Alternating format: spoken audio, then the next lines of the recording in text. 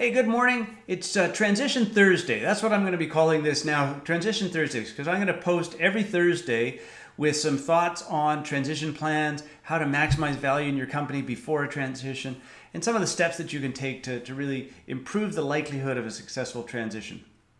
Now, today I'm afraid it's a pretty heavy topic.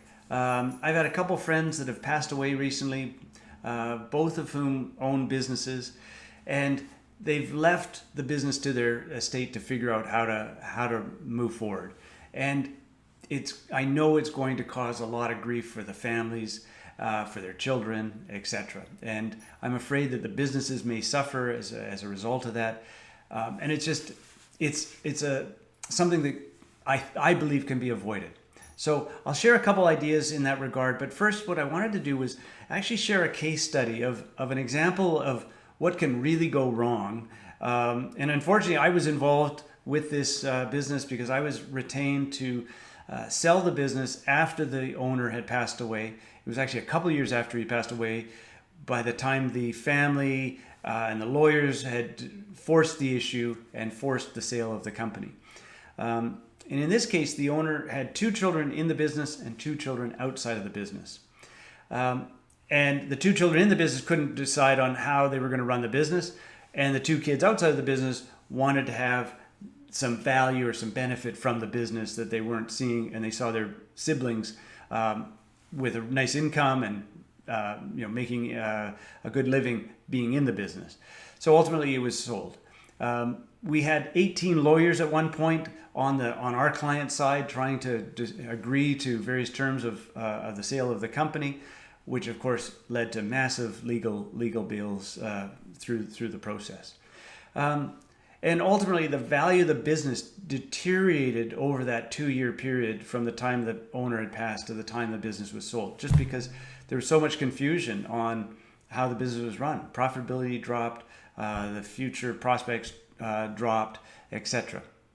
And in my mind, a lot of that could have been avoided. So here's a couple thoughts. First and foremost, have a written succession plan. Put a plan together that you share with your family, with your spouse, with your children, with your lawyer, with your executor, with your senior management team, so that everybody knows what happens or what the plan is in the case of your early demise. I think that's the number one thing that you should do, because without a plan, it's going to be left to so many different competing interests. And there's bound to be discord. Secondly, put some life insurance in place or determine how to allocate your assets in such a way that the children that are in the business can maintain the business, and the children that are outside the business can have other assets in the future. Maybe if your spouse is still alive after his or her passing, so that it's fair. It may not seem equitable, but it's fair under the circumstances. Life insurance is something that, if you're insurable, something to also think about to balance the tables. And, think about having life insurance for your key employees. I see very few clients that have key man insurance for their key employees. They think, key man is me, I'm the owner.